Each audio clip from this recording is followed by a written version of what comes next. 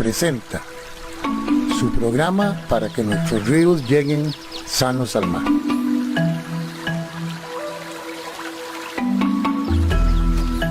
Muy buenos días y muy bienvenidos a su programa para que nuestros ríos lleguen sanos al mar.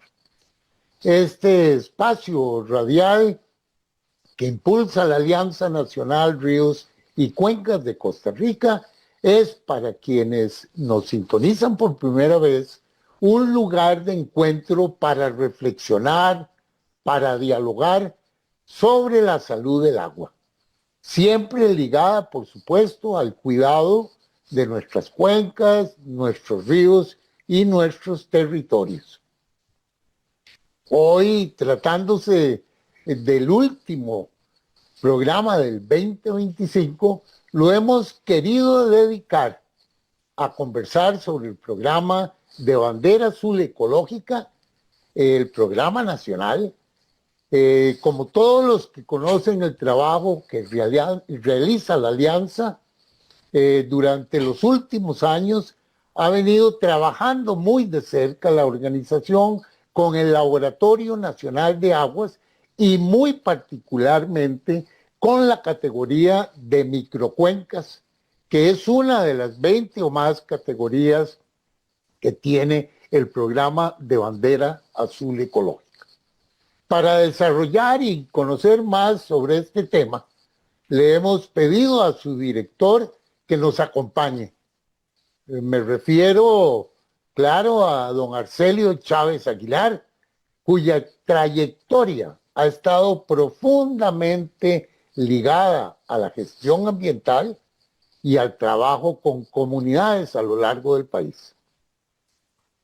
Arcelio es administrador de negocios, es a su vez funcionario del Laboratorio Nacional de Aguas del Instituto Costarricense de Acueductos y Alcantarillados, es en la actualidad director del programa de Bandera Azul Ecológica, una iniciativa que durante las últimas 3 décadas ha fortalecido la conciencia ambiental y la participación comunitaria en Costa Rica. Es a su vez el presidente de la Comisión Nacional del Programa de Bandera Azul Ecológica. Esta presidencia tiene que ver con todas las instituciones que participan en el programa, que son muchas. Ya vamos a conocer algunas de ellas a lo largo de esta transmisión. Y a la vez también coordina una de esas 20 o más categorías que tiene el programa de Bandera Azul Ecológica en la categoría de comunidades. Su presencia hoy al programa, pues claro, reviste una importancia, un significado especial, pues nos permite cerrar el año reflexionando sobre el compromiso colectivo que requiere la protección del agua y los desafíos que enfrenta nuestro país. Así que sin mayores preámbulos, démosle la más cordial bienvenida a don Arcelio a su programa para que nuestros ríos lleguen sanos al mar. Muy bienvenido, Arcelio. Muy buenos días, don Roberto. Muchas gracias, de verdad, muy contento y complacido de poder compartir con ustedes este espacio radial y también muy honrado de que se lo hayan dedicado al programa Bandera Azul Ecológica para finalizar este año.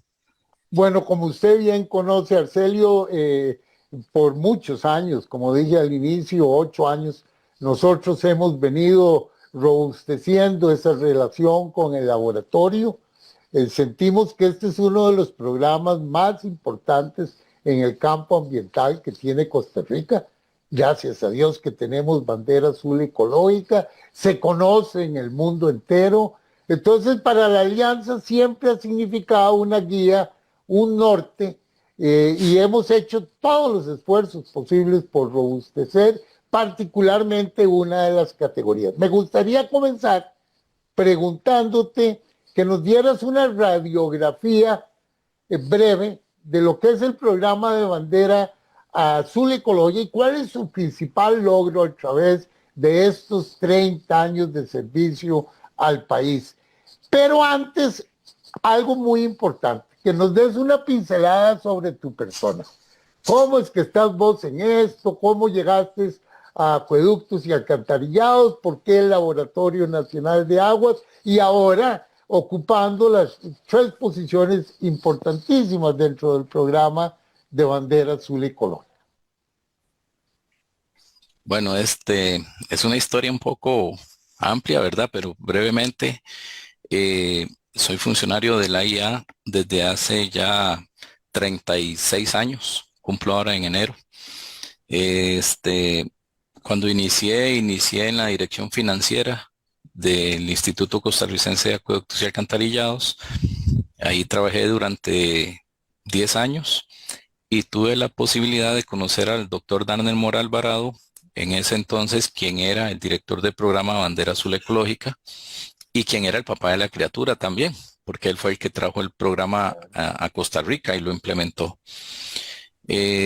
Por esas cosas de la vida me ofreció una posibilidad de ir a trabajar al Laboratorio Nacional de Aguas para brindar apoyo en la parte de la gestión administrativa del laboratorio y así fue como llegué, dándole una asistencia a la dirección y resulta que en ese entonces conocí el programa Bandera Azul Ecológica que estaba empezando con una única categoría. Teníamos en 1996 que era la categoría de playas, que fue con la que inició el programa. Entonces, indirectamente, ¿verdad? Trabajando en la parte administrativa del laboratorio, les ofrecí apoyo para lo que era la promoción de esta categoría, que fue la primera.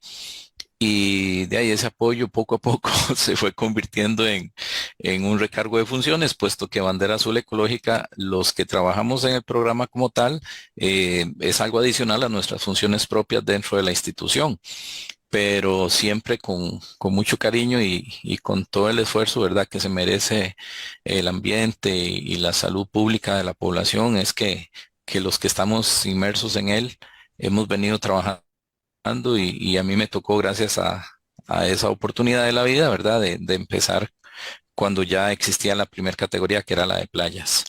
Es toda una trayectoria, todo un camino recorrido. Aprovecho para mandarle un gran saludo a Darner, que siempre nos apoyó.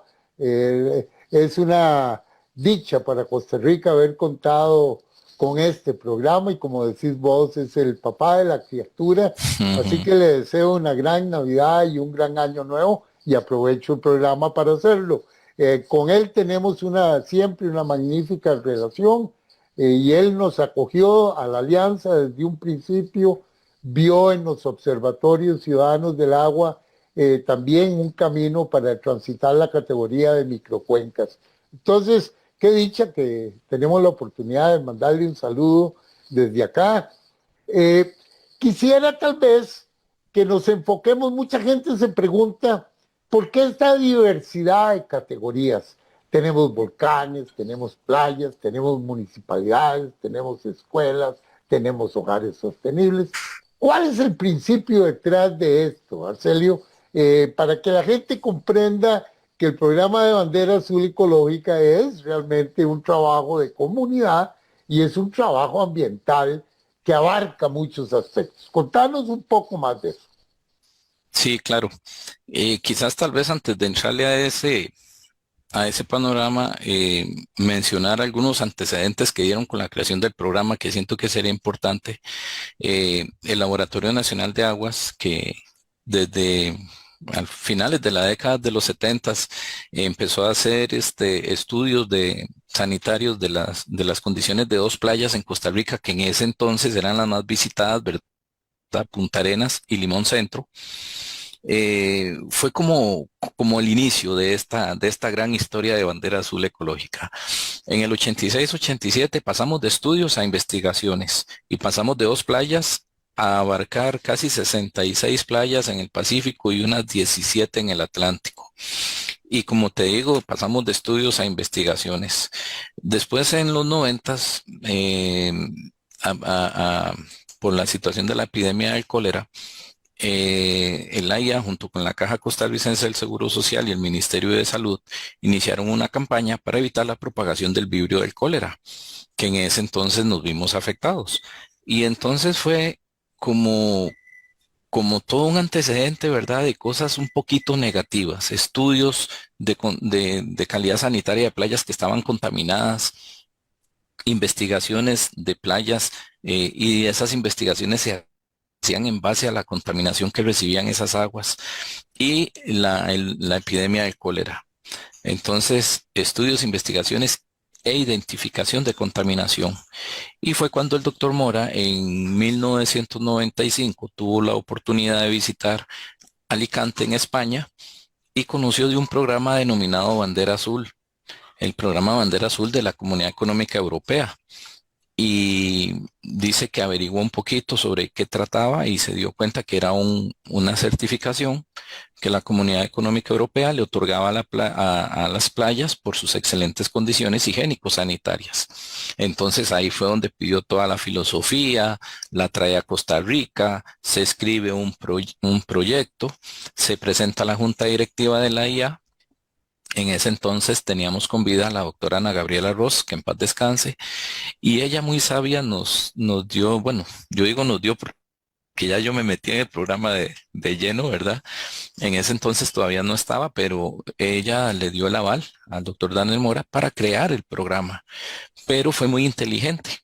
No monopolizó el programa en AIA, sino que le dijo al doctor Mora, invitemos a otros actores que tengan que ver con la gestión ambiental del país. Entonces se conformó una comisión interinstitucional que, como vos lo mencionabas al inicio, ¿verdad? Iniciamos con 5 instituciones entre públicas y privadas, pero posteriormente se fueron creando categorías y entonces se han ido incorporando nuevos actores. Entonces, de ahí es donde digo yo, ¿verdad? Esa es como la médula espinal, ¿verdad? El inicio, lo que dio Germen. vida al programa, exacto. Y lo de las categorías, sí iniciamos en 1996 con la primera categoría, que era la de playas. Todavía existe, es la categoría que, si Dios lo permite, ahora el próximo mes de enero del 2026, vamos a cumplir 30 años con esta categoría. Pero esta categoría, gracias a sus logros y beneficios alcanzados en un corto tiempo en las playas de Costa Rica, dieron con la creación de más categorías, tal vez no porque se nos ocurriera a nosotros hacerlo, sino porque la misma población nos lo pedía.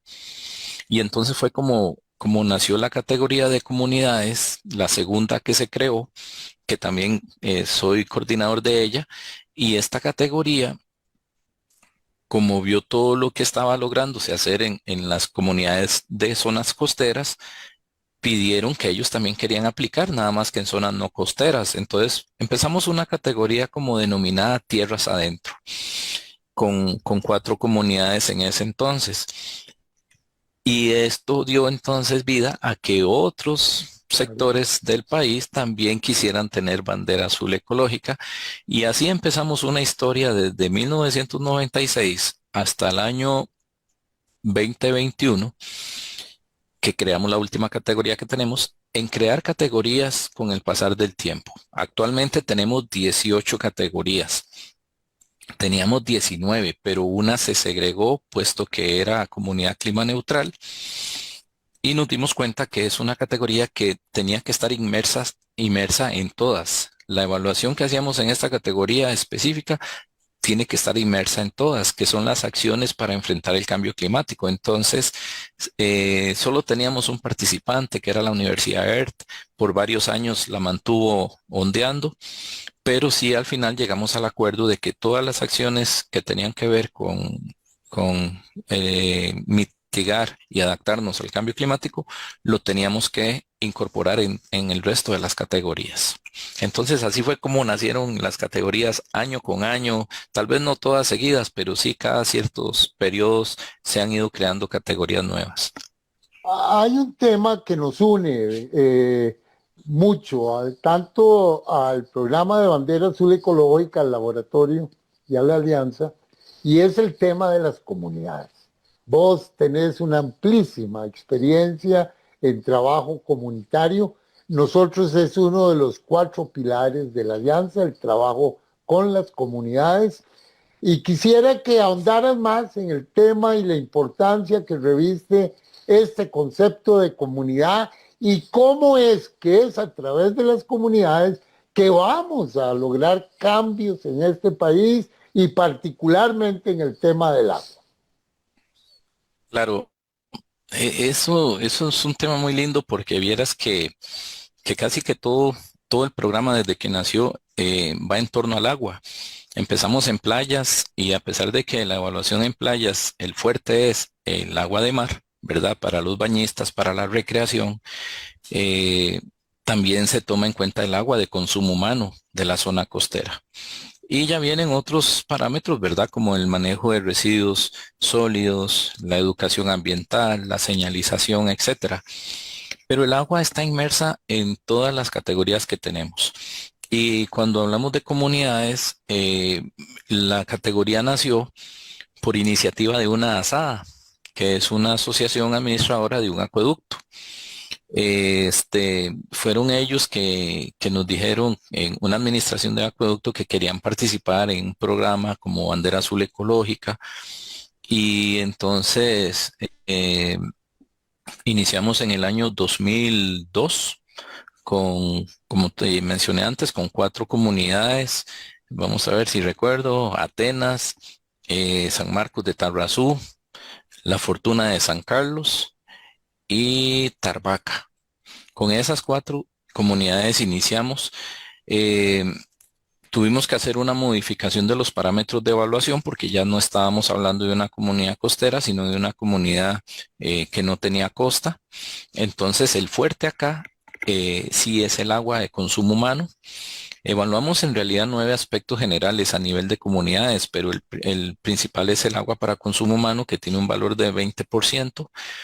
Y después evaluamos otros aspectos como la disposición de los residuos sólidos, la disposición de los residuos líquidos, ¿verdad? El manejo de las aguas residuales, que es un tema muy importante que hay que tratar porque, como me decía hace unos años un presidente ejecutivo en el AIA tiene una A grande y una pequeñita, ¿verdad? Porque en calidad de agua de consumo humano estamos muy bien, pero en manejo de aguas residuales nos hace falta todavía. Entonces esa es la A chiquitita, ¿verdad? El alcantarillado sanitario. Pero bueno, desde el programa estamos desde ese entonces impulsando, ¿verdad? La mejora en el tratamiento de las aguas residuales, que también tiene un valor alto en la clasificación de comunidades, un 15%.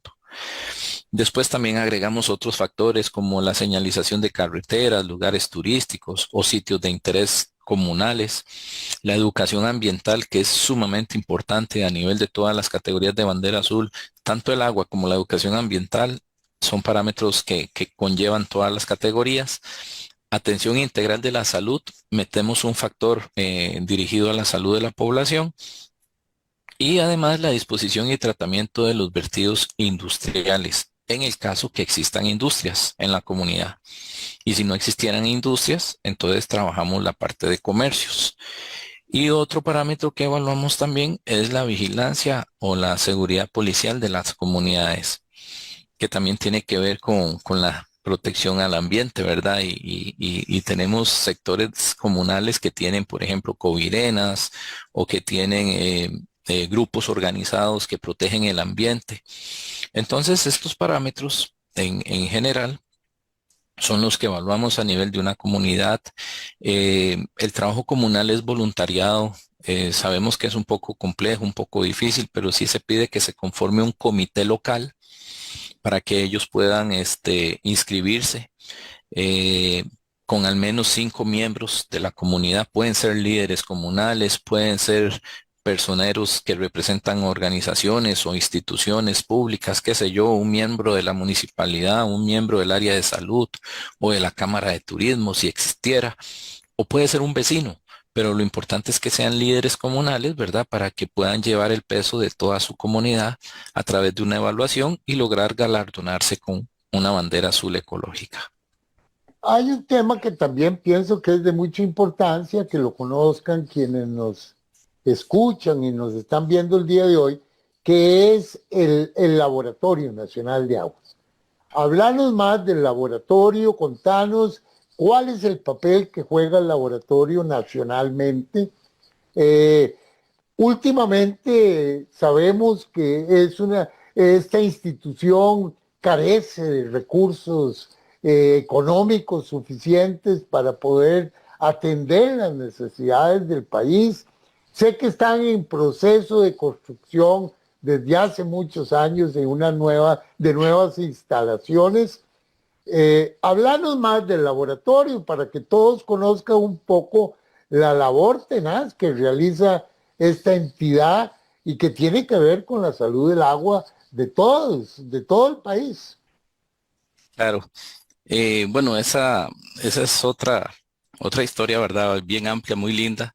Eh, el Laboratorio Nacional de Aguas actualmente, en sus inicios era el Laboratorio Central, así era como se llamaba, cuando el Instituto Costarricense de Acueductos y Alcantarillados era el famoso SNAP, que era como se conocía, que era Servicio Nacional de Acueductos y Alcantarillados. Entonces, la razón del laboratorio es velar por la calidad de agua de consumo humano, eh, que valga la redundancia, que distribuye la IA para consumo de la población. En ese entonces, solamente se atendía el agua que distribuía la IA para la población. Y el laboratorio tenía que ver por el control de la calidad, que esa agua fuera abastecida de manera sostenible, en armonía con la naturaleza y además de que fuera de calidad potable. Y se ha mantenido con el pasar de los años, gracias a Dios, y cuando ya van pasando los años y a partir del año que se incorporan los programas como Bandera Azul Ecológica y otro programa hermano que existe que se llama Sello de Calidad Sanitaria, es cuando se le da un poco más de empuje a estas acciones de la parte de gestión, por decirlo así, ambiental y social. Entonces, el Laboratorio Nacional de Aguas abre sus puertas, ¿verdad? Y ya no solo evalúa la calidad de agua de los acueductos de la IA, sino también de las ASADAS, que son asociaciones administradoras de acueductos. Hace muchos años se conocían como CARS, que eran comités de acueductos rurales. Ahora actualmente son ASADAS. Algunos acueductos municipales, la empresa Servicios Públicos de Heredia y otros pocos, pero sí otros acueductos privados que existen en el país. Entonces, la función del laboratorio es velar prácticamente por la calidad de agua de consumo humano del país en un gran porcentaje.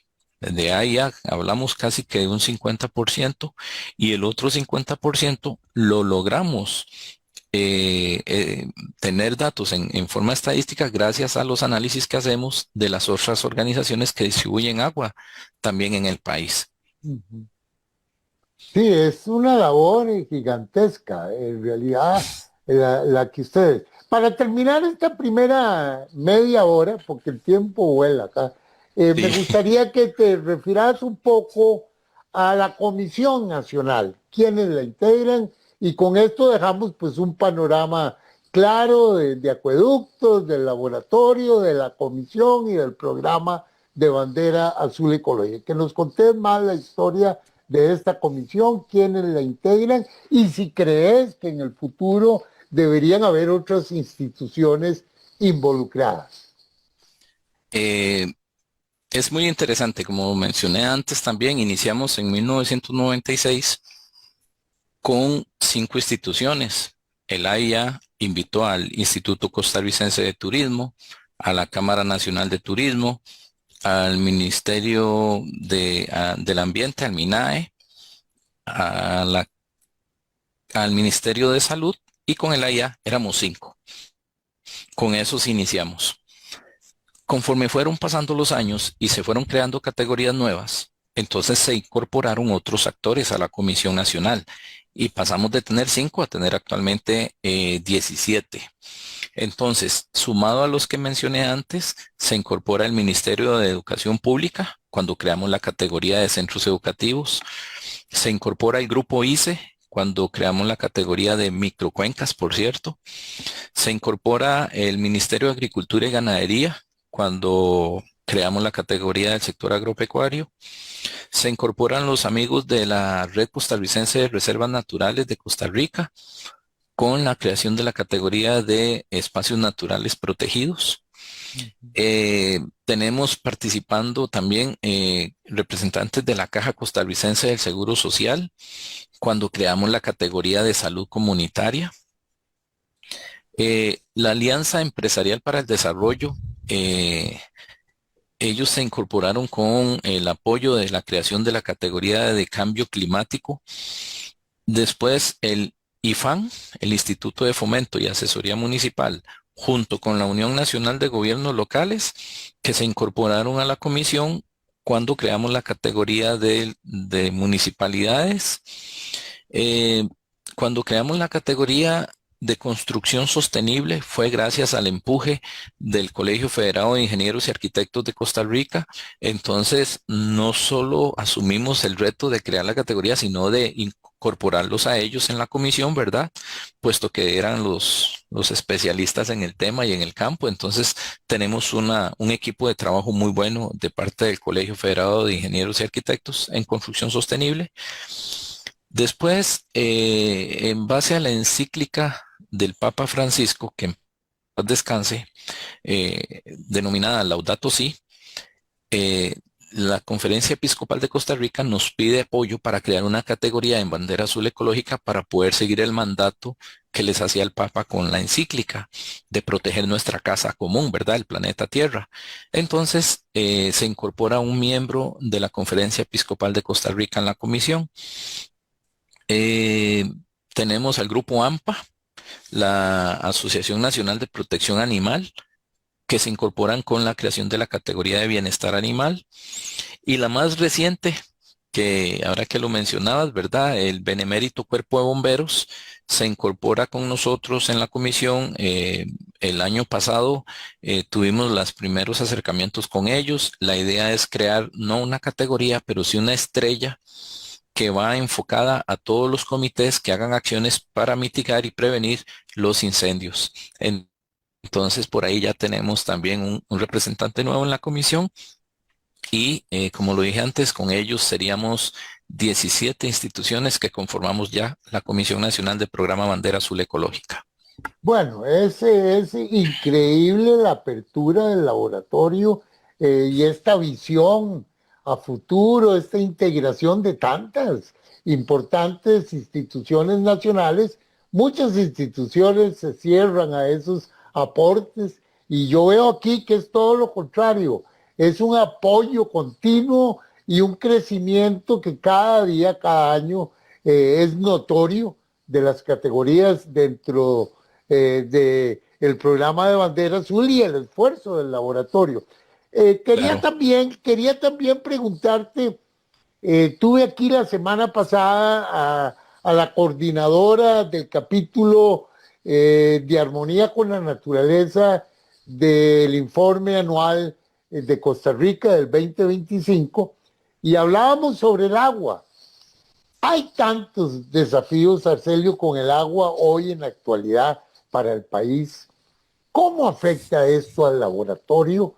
Porque pienso que el laboratorio es una de esas venas fundamentales de todo el tema del agua y los problemas vienen en aumento. Hay una cantidad enorme de cortes que este año superó. Todo el tema de las aguas residuales que mencionabas con anterioridad, el cambio climático, los temas de contaminación, lo vemos en Cartago, lo vemos en Cruzitas, lo vimos en el área metropolitana. ¿Cómo afecta esto a la labor de ustedes y del programa de Bandera Azul Ecológica? Bueno, sinceramente ha sido un reto el poder salir adelante con todas estas situaciones. El Laboratorio Nacional de Aguas cuando inició, también remembrando un poquito, ¿verdad? Hace muchos años, fue en los corredores de un edificio acá en Entre Ríos, donde solo habían 9 funcionarios que eran los encargados de llevar toda la labor de ese laboratorio que se creó en ese entonces. Hoy por hoy tenemos una planilla aproximada de 53 personas. Ya hay más profesionales, hay más técnicos, tenemos equipos de muestreo, ¿verdad? Los compañeros que toman las muestras de agua en todo el país y de todo tipo, aguas de consumo humano, aguas de pozos, aguas de ríos, aguas de mar, aguas residuales, aguas industriales, bueno, todo tipo de agua. Ellos son capacitados, tenemos dos acreditaciones, gracias a Dios, con el ente costarricense de acreditación, la norma 17020, para todo el proceso de muestreo. Entonces, los compañeros son muy capacitados para poder llevar a cabo esta función tan importante y además llevar como corresponde las muestras de agua al laboratorio para ser analizadas y posteriormente dar un resultado. Y también tenemos la norma 17025, que es para inspecciones de riesgo sanitario, porque esto fue otro reto que también teníamos, ¿verdad?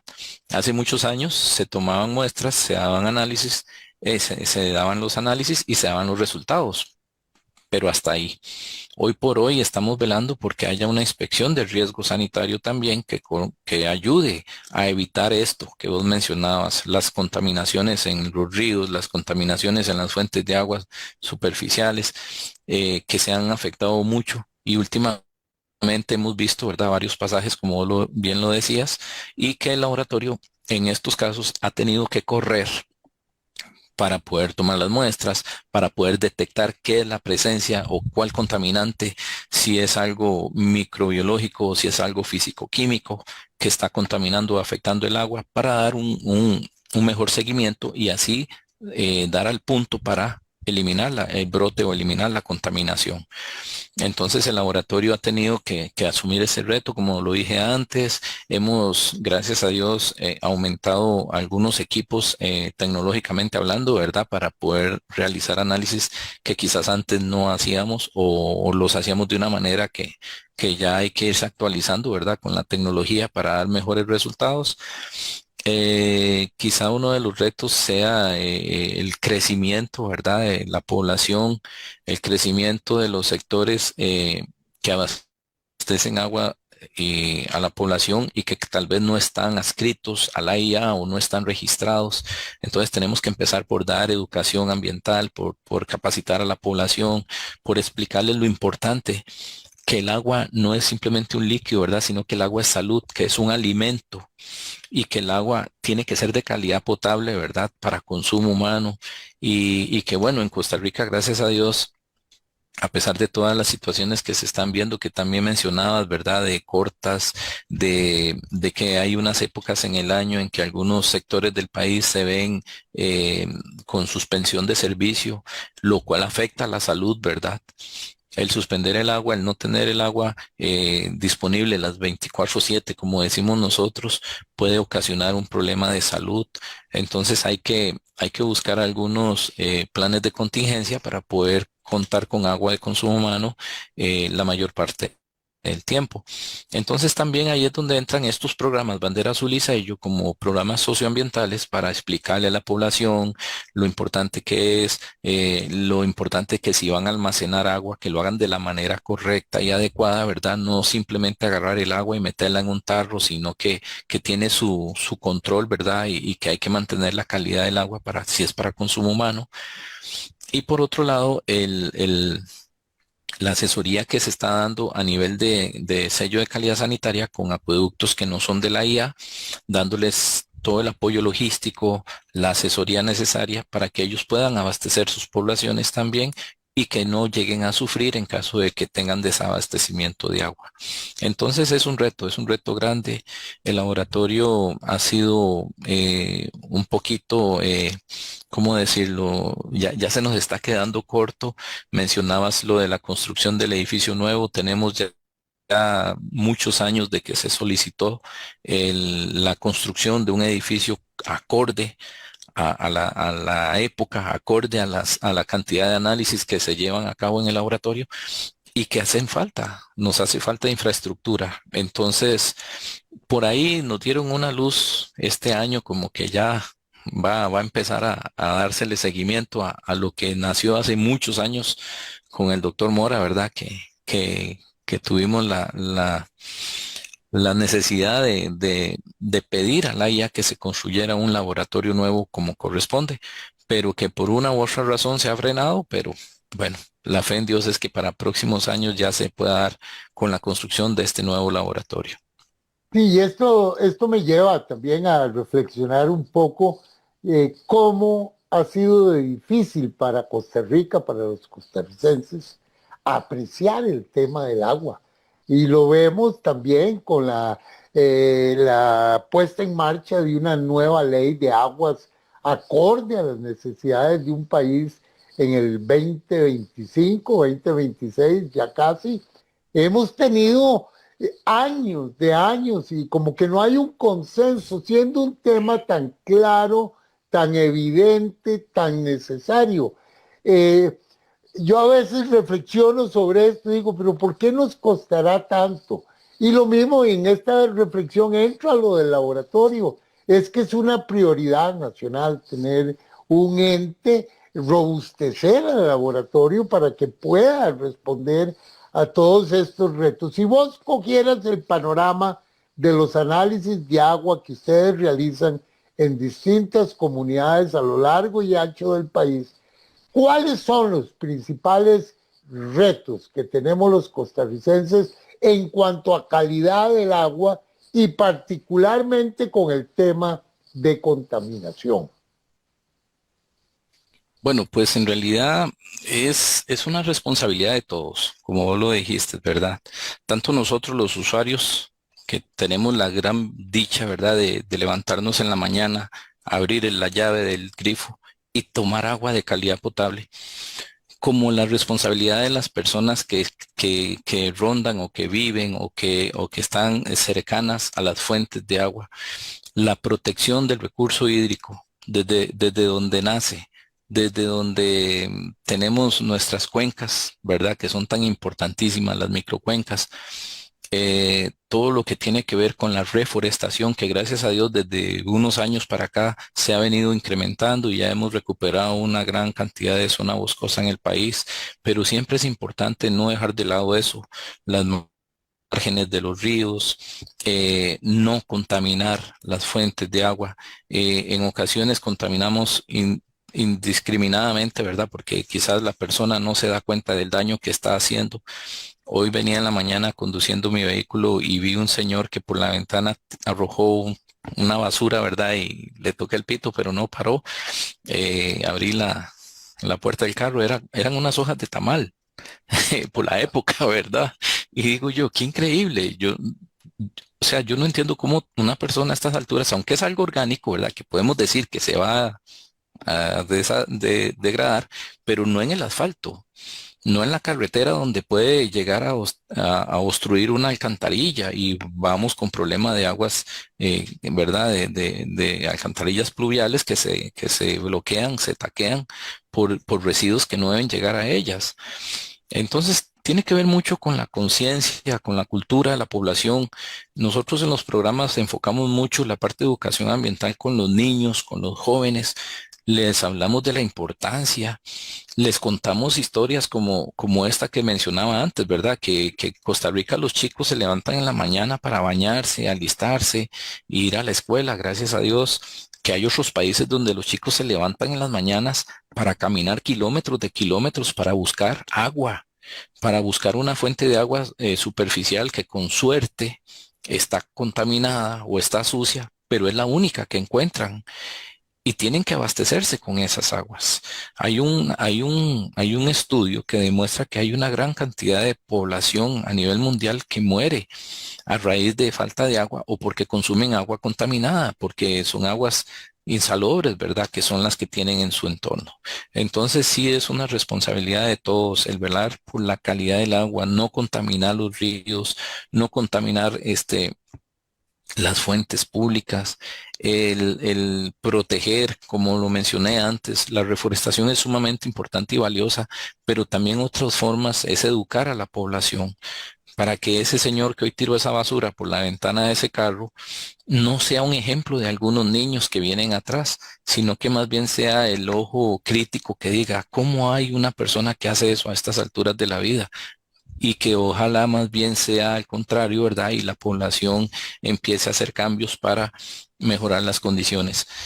Hablamos ahora de a futuro. Muchos han mencionado, ¿verdad? Las guerras que se van a aproximar, que van a ser por agua. Dios quiera que no hayan guerras, pero eso es lo que dicen, ¿verdad? Y que va a haber escasez de agua. Yo digo que el agua en el mundo, en el planeta Tierra, es la misma. Desde que iniciamos estudios, el planeta Tierra es un 70% agua. Lo que pasa es que lo que estamos agotando es la calidad del agua, porque la estamos consumiendo más y devolvemos a la naturaleza más contaminación de agua. Entonces, tratar de hacer conciencia en ese sentido para tratar de mejorar el agua que vamos a devolver a la naturaleza para poder tener agua de mejor calidad a futuro también. Qué importante es eso que has mencionado. La cantidad de agua siempre es la misma. Lo que Mm, hay son cambios profundos en su uso, en el crecimiento de ciudades, en los suelos, cómo penetra el agua. Hay muchos cambios. ¿Qué hacemos con las aguas residuales, Arcelio? Que es una de las deudas que has mencionado, que uno la escucha, la lee en las noticias, en los informes. ¿Qué hacemos para resolver el problema del agua residual, que es una deuda nacional? Esa es otra situación difícil, ¿verdad? Que en Costa Rica tenemos, por ejemplo, a nivel central de la gran área metropolitana, gracias a Dios ya contamos con una planta de tratamiento de aguas residuales eh, que no está funcionando al 100%, está dando ya resultados positivos. Dios quiera en algún futuro se pueda ampliar y ya se pueda concluir con todo el proceso completo. Pero a nivel regional sí tenemos, o rural, tenemos un poquito de deficiencia, ¿verdad? En ese sentido, algunas zonas ya después de pasar la gran área metropolitana, vemos que el funcionamiento es por medio de tanques sépticos y drenajes. En algunos casos hay poblaciones cercanas al área metropolitana que todavía podemos apreciar que los cordones de caño para aguas pluviales son utilizados para evacuar aguas grises, que no es lo correcto, que no debe ser así. Pero desgraciadamente también es falta de cultura y falta de educación en la población con respecto al tratamiento de las aguas residuales.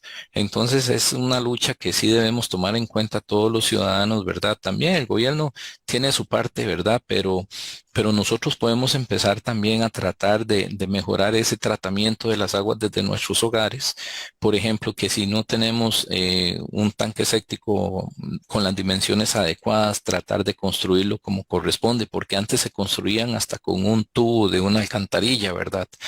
Cuando en realidad sí se requiere un proceso de degradación de los residuos dentro de las aguas residuales para que la última agua que sale, que vamos a vertir en un cuerpo receptor, sea que cumpla con la ley y sea lo menos contaminante posible. A nivel de bandera azul ecológica, evaluamos esta parte en comunidades y gracias a Dios se ha mostrado cómo sí se puede hacer, cómo se puede tratar las aguas a nivel de una comunidad, aunque no tenga alcantarillado sanitario, con biojardineras, con biodigestores, con reutilización del agua, por ejemplo, que el agua de las lavadoras, normalmente lavamos la ropa, el agua que quedó en el tanque de la lavadora que ya quedó sucia, ¿verdad? Ya se usó, nada más abrimos para que desagüe. Y esa agua la podemos reutilizar para regar el jardín, para regar zonas verdes, para lavar la cochera, para lavar una acera, qué sé yo. Entonces, darle una reutilización antes de evacuarla y también, ¿por qué no?, un aprovechamiento, como lo dije antes, regando zonas verdes o cultivos. Entonces, eso también siento que es muy importante la parte de que hagamos conciencia con el tratamiento de las aguas residuales. Si vamos a vivir o vamos a adquirir un condominio, ya sabemos que las leyes actuales lo piden, ¿verdad? Los condominios actuales ya vienen con sus plantas de tratamiento para sus aguas residuales. Entonces, estar informados y estar enterados. Voy a comprar una propiedad. Ah, mira, ¿y cómo tratan las aguas residuales? Aquí vamos a implementar una planta de tratamiento. ¿Qué capacidad tiene? Tiene una capacidad de tanto. Ah, ok, perfecto. Sí es suficiente para esta cantidad de habitaciones, qué sé yo. Pero ves, por lo menos informarte, enterarte. Y no que el día de mañana seas parte de un problema porque digan, ay, puña, viste, estamos contaminando la quebrada que pasa junto al condominio porque la planta de tratamiento no da abasto y entonces se están vertiendo las aguas prácticamente crudas en una quebrada.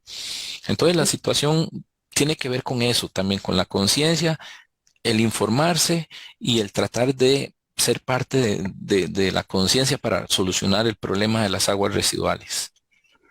Como todos, muchos de los que nos siguen están involucrados en el tema de microcuenca, en esa categoría, que nos hables, ya el programa está llegando a su final, que nos hables un poco de la categoría de microcuenca eh, y que nos digas tal vez una reflexión sobre los logros que se pueden conseguir a través de esta categoría. La categoría de microcuencas es una categoría preciosa. Yo cuando tuve la oportunidad de estar con su creación, recuerdo que hubo una campaña que el doctor Mora quiso implementar hace varios años de proteger los ríos de Costa Rica. Y entonces se hablaba con algunos municipios, ¿verdad?, de tratar de velar por la calidad de las aguas de las cuencas, no solo en la parte alta, sino en la parte media y en la parte baja. Y entonces tuvimos una experiencia con compañeros del grupo ICE en el río Pirris. Con la creación de la planta que ellos estaban haciendo ahí. Y entonces un señor del ICE, que también fue miembro de la Comisión Nacional, don Germán Roque, que ya se jubiló, ¿verdad? Ya no está con nosotros, pero se mantiene ahí como un miembro honorario. Don Germán nos explicaba esto de las microcuencas y de las cuencas como un cuerpo humano, ¿verdad? Y entonces de lo importante que son todas las extremidades, las partes del cuerpo, ¿verdad? Para la vida y que las venas por ellas lo que corre es sangre, que entonces una cuenca es agua, es como la sangre de un planeta, la sangre del planeta. Entonces fue muy interesante cuando se creó la categoría de microcuencas porque en ese entonces lo que se velaba era por hacer una clasificación de ríos, ¿verdad? Y se hacían un análisis para determinar si la cuenca estaba en una clasificación de contaminación eh, de, digamos, muy contaminada a menos contaminada o a no presentar contaminación, ¿verdad? Entonces era una clasificación un poco extraña. O sea que solo podían ganar los que no tenían contaminación. Entonces, a la vez de extraña, era un poco injusta. Porque hablábamos con compañeros de microcuencas de ese entonces y la idea era que rescatar los ríos de Costa Rica, pero era muy difícil rescatar un río Tárcoles, ¿verdad? Que está altamente contaminado, haciendo solo acciones. Entonces la idea empezó a dar un cambio, ¿verdad? La evaluación hoy es más dirigida, más real sobre las acciones que podemos hacer la población para proteger nuestros ríos. Lógicamente, las campañas de limpieza son muy loables, son muy buenas. Recuerdo una limpieza que hicimos aquí en la cuenca, en el río Tiribí, en la parte media de Tres Ríos, donde en una primera campaña se sacó casi 1 tonelada de residuos sólidos y yo decía, Dios mío, ¿cómo es posible tanta contaminación en un transecto pequeño de un río? Pero posterior a eso, el próximo año que participamos en otra, ya fue menos. Y como la conciencia de la población ha ido mejorando, yo sé que es muy difícil, que estamos, bueno, con varias cuencas de Costa Rica muy contaminadas, pero gracias a las acciones y a la voluntad de la población que está trabajando en esta categoría de microcuencas en Costa Rica, sí se ha determinado y se ha logrado dar con cuencas eh, que se han logrado mantener, otras que se han logrado ir rescatando poco a poco, otras que han minimizado su grado de contaminación, aunque todavía el río se encuentra contaminado, pero ya no está un nivel 5 ni en un nivel 6, está tal vez en un nivel 3 o un nivel 2, y eso es importante y es muy valioso y hay que decirlo. La población que colinda con un río, con una cuenca, involucrarlos en estas acciones que realiza el programa, ¿verdad? Apoyando a la niñez, a las futuras generaciones para que ellos sigan esa conciencia y esa cultura es muy valiosa. Y eso es algo muy lindo de lo que tiene la categoría de microcuencas, ¿verdad? Que así es como se organizan equipos de trabajo por empresas, por industrias, por comercios. También tenemos población de vecinos, de centros educativos, de amigos del ambiente. Bueno, yo me siento sumamente contento y también agradecido con la Alianza Nacional de Ríos y Cuencas de Costa Rica porque el apoyo que ustedes le han venido a dar a la categoría ha sido muy, muy valiosa, pero además no solo a la categoría, sino que al programa como tal. Saber que ya existen los observatorios ciudadanos del agua, personas que ya van más allá de lo cuántico, ¿verdad? Sino que ya vamos a una visión más de armonía con la naturaleza, de armonía con nuestros ríos y la naturaleza. Entonces son aspectos que sí siento de valor muy, muy buenos en la parte de la categoría de microcuencas. Sí, qué gusto conversar contigo, Arcelio, porque también tu visión inspira mucho a quienes todavía dudan de la importancia que tiene el agua, de la importancia que tiene el cuidar el medio ambiente, como decías de este ejemplo de alguien tirando las cáscaras o las hojas de tamales. Realmente hay un cambio, aunque también uno encuentra que se hacen esfuerzos inmensos, por ejemplo, el caso del Río Torres, y se hacen campañas y campañas y campañas y cada día está peor. Entonces hay de todo en esta canasta y la situación ambiental costarricense está sin lugar a dudas cuesta arriba.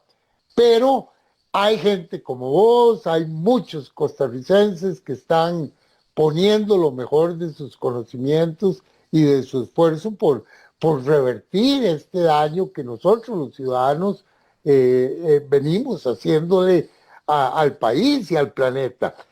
Antes de terminar, porque ya nos quedan pocos minutos, quisiera regalarte 2 minutos, Arcelio, muy estrictos para que nos dejes una reflexión, para llevarnos todas a nuestros hogares, tomarla en cuenta, sopesarla y ponernos la camiseta, como decimos en Costa Rica, en distintos aspectos que se nos requiere y nuestra ayuda puede hacer la diferencia. Entonces, que nos regales una reflexión final para ya darle entonces cierre al programa de este sábado. Claro, bueno, como hablamos de agua, recordar que el agua es un alimento, que el agua es salud, que es vida. Decía Hipócrates, 500 años antes de Cristo, que cuando uno llegaba a un lugar al cual era extraño, lo primero que había que analizar era la calidad del agua de la población, que dependiendo de la calidad del agua, así va a ser la salud de la población.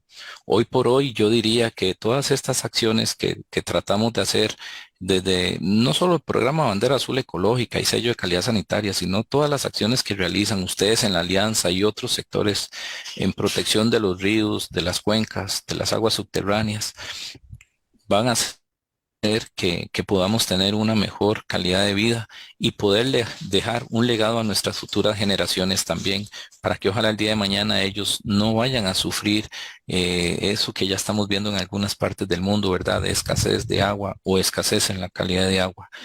Entonces, hacer conciencia con que el agua es un bien necesario para la vida y que la debemos proteger. Bueno, Arcelio, ha sido una maravillosa conversación, una manera muy especial tu presencia aquí en el último de nuestros programas del 2025. Nos dejas con muchas reflexiones, nos has inspirado montones.